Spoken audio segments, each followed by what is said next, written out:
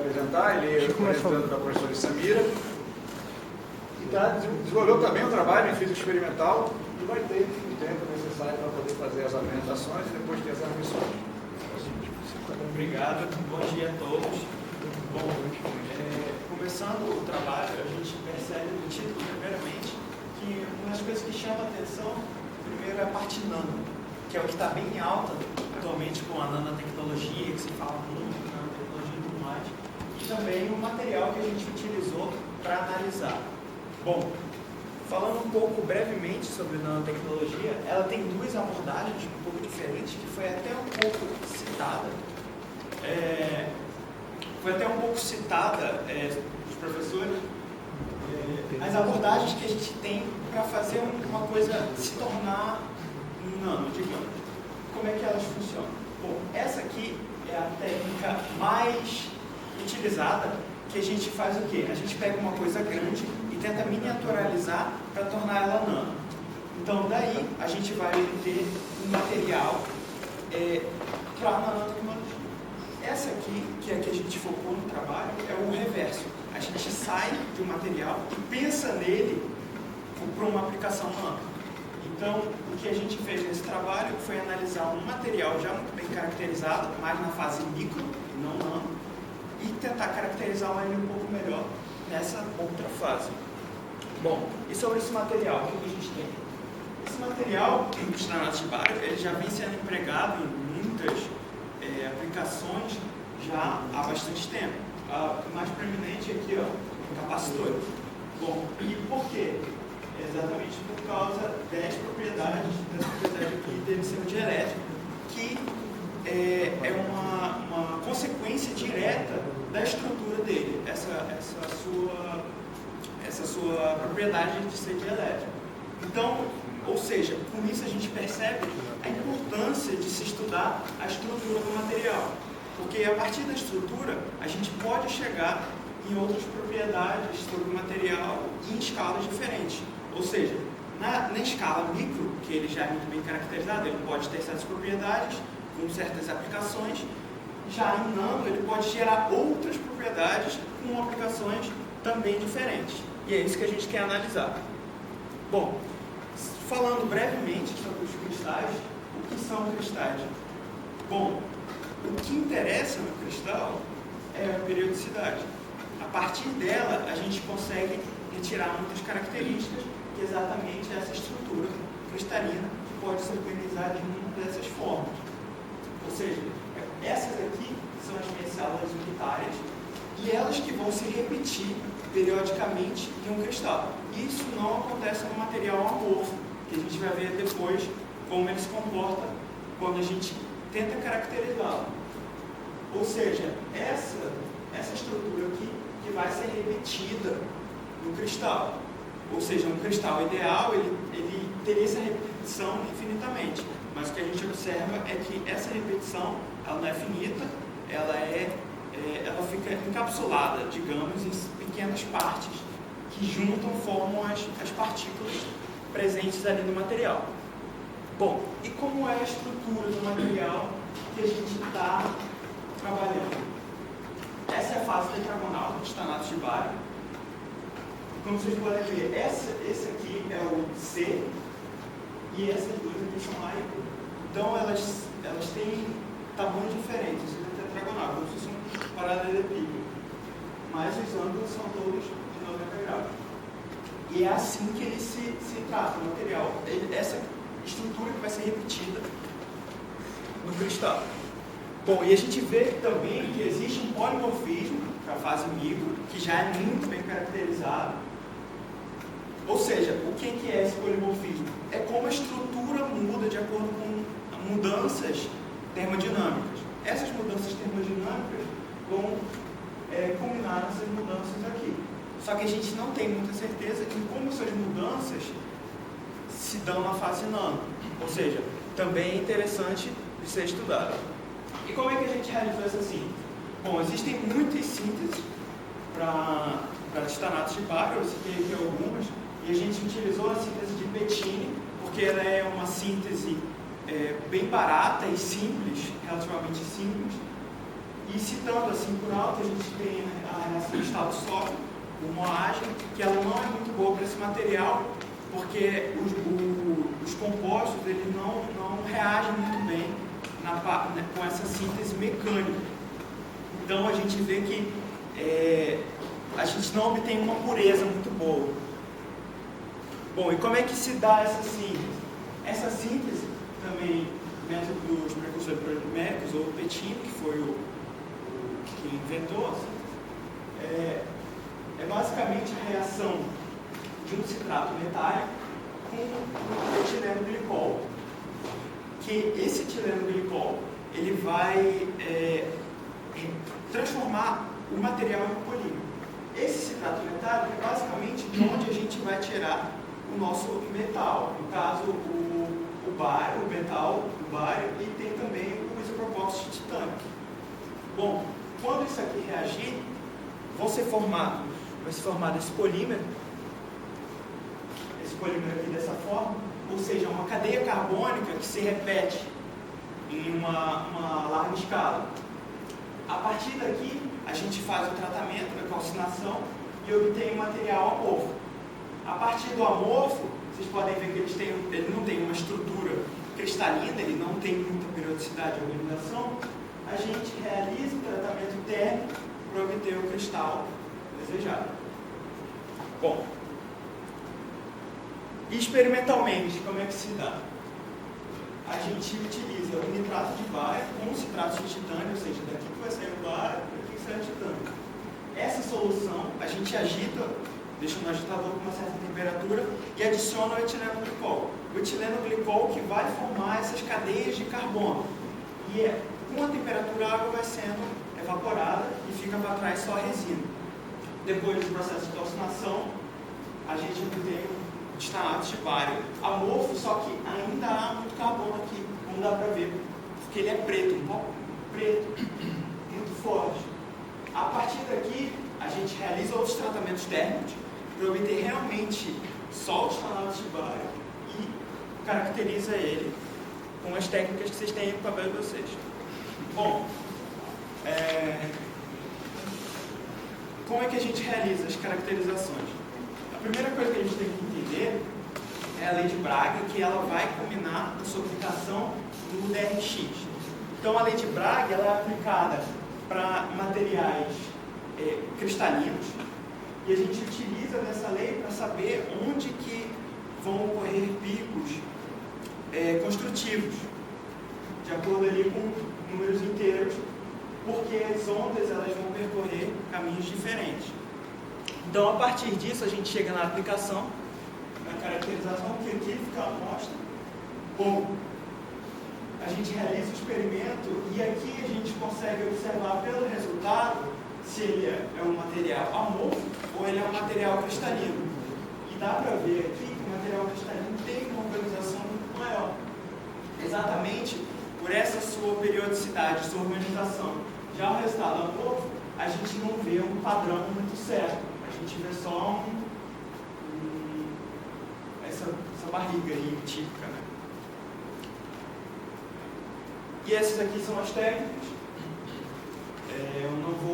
Quando eu for falar de cada uma, eu vou voltar nela, mas basicamente o DRX, a microscopia, a termogravimetria, o refinamento de Rydberg, o Raman e o DSC. Essas foram as técnicas principais que a gente utilizou. Quando eu for falar delas, eu vou voltar. E quais vão ser os objetivos aqui? Bom, a primeira coisa é sintetizar. A gente tem que sintetizar, que pode parecer uma coisa simples, mas só que tem muitos problemas experimentais também. Por exemplo, a estequiometria estava errada. Aí, às vezes, você usa um reagente que está com a estequiometria um pouco diferente. Então, tudo isso dão erros. Então, a gente queria primeiro analisar como o material se comporta micro e depois realizar um tratamento para ele ficar nano. Ou seja, um tratamento térmico, retirando o carbono daquela amostra que eu tinha citado anteriormente. Bom, chegando na parte de resultados, primeiramente o que a gente obtém é o material amorfo, que é aquele depois da calcinação, aquele pó preto.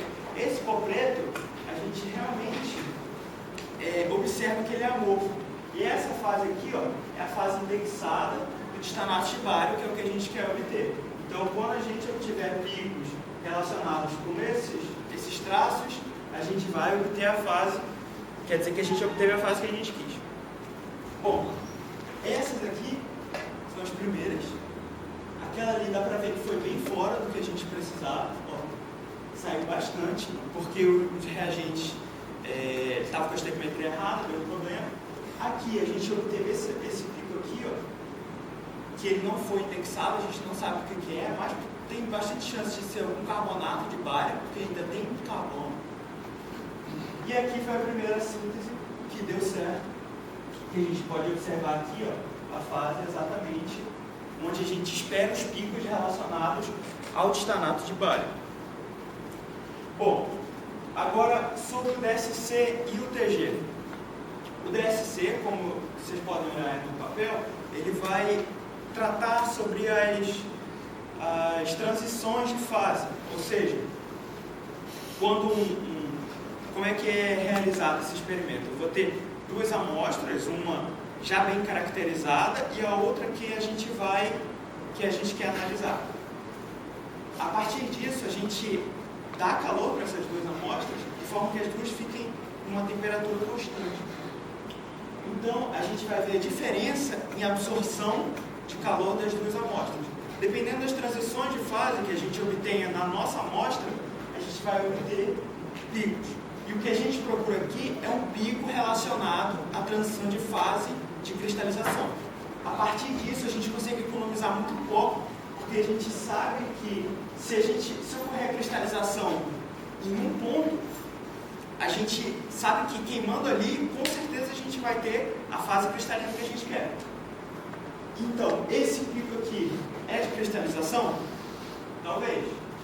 Mas tem um detalhe relacionado à nossa síntese, o quê? Que com a temperatura, essa aqui é a termogravimetria, que tem aí também, com a temperatura, a massa, ela perde muito. Ou seja, isso também gera um pico aqui, que é típico dessa síntese que a gente utilizou para o petinho. Ou seja, esse resultado aqui que a gente obteve do DSC acabou sendo inconclusivo para o que a gente obteve. Então, a partir disso, a gente teve que queimar em várias temperaturas que a gente não tinha certeza onde seria o certo. Bom, observando aqui, ó, essa aqui é 600 graus, 3 horas, essa aqui 650, 700, 600, a gente ainda vê que ainda tem muitos picos, alguns picos relacionados à fase de carbonato de bário. Aqui, ó, vocês podem ver, esse aqui, ó, não é um pico que a gente quer. Tem outros também, por exemplo, esse aqui e esse. Ou seja, essa fase aqui ainda não está muito pura. Por quê? Porque tem muito carbono na amostra. Então, forma essa fase secundária de carbonato de bário. Conforme a gente vai aumentando a temperatura, esse carbono vai sendo vendido, e como a gente viu lá no TG, essa fase secundária ela vai sumindo. Aqui, ó, ainda tem um pouquinho aqui, a temperatura de 900, ó, já está perfeitamente a fase pura de titanato de bário. Então, a gente realizando o refinamento de ritmo, o que ele vai dar?